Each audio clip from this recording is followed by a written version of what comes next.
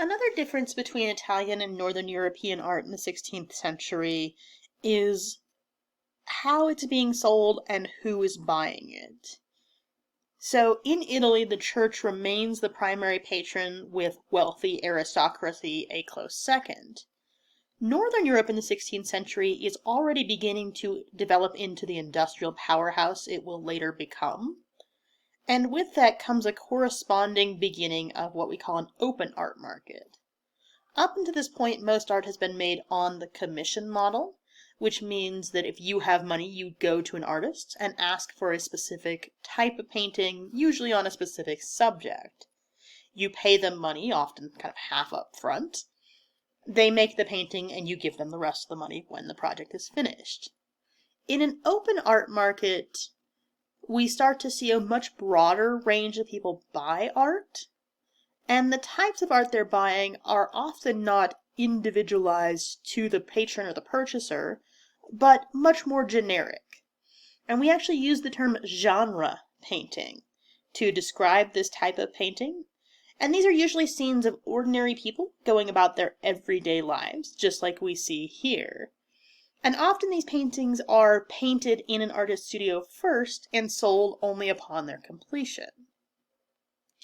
So if we look at this example here, Quentin Massey's The Money Changer and His Wife, we can see an example of a genre painting that still has that kind of symbolic or coded religious content that we talked about in the previous video.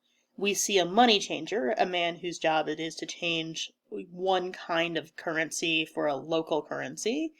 Going about his job, he's weighing different kinds of coins on a scale here, and his wife sits next to him in red, reading a religious text. And Massey's has portrayed them at the moment where the wife turns her page and glances over at what her husband is doing.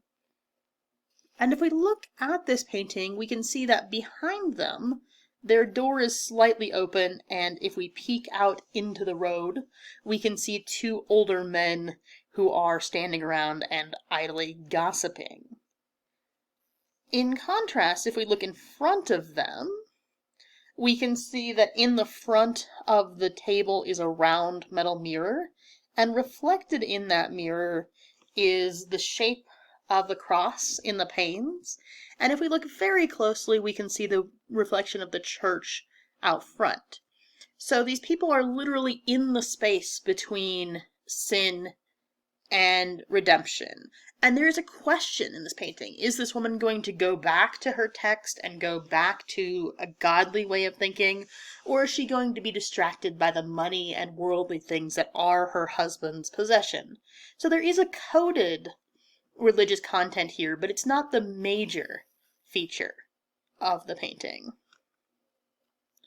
Other genre paintings have very little to no religious content.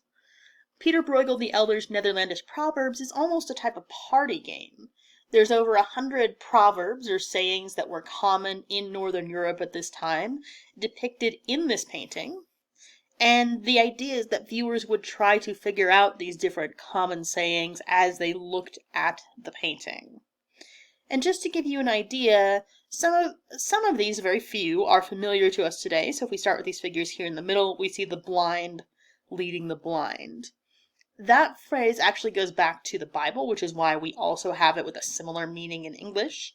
But we can also see other examples that are translated for us. So if we look here in the bottom left corner, this man in blue is biting a pillar. So somebody who bites the column or bites the pillar is a hypocrite. We also see next to him a man who's beating his head against the wall. And again, when we might say beating your head against the wall in English today, at this time it meant somebody that was an ambitious idiot. They had big dreams or big ideas, but maybe not the smarts to carry them out. Finally, we can see the man up here on the roof with the crossbow who is shooting his arrows at nothing. And the proverb being referenced here is somebody who shoots one arrow after another but hits nothing. This is somebody who is wasteful with their resources or doesn't use their resources widely. All in all, there are 100 proverbs hidden here. You can find complete lists online if you're interested. Again, most of them don't translate to modern English, but they are quite entertaining. But we can see in this painting that it is entirely secular. It is entirely meant for entertainment.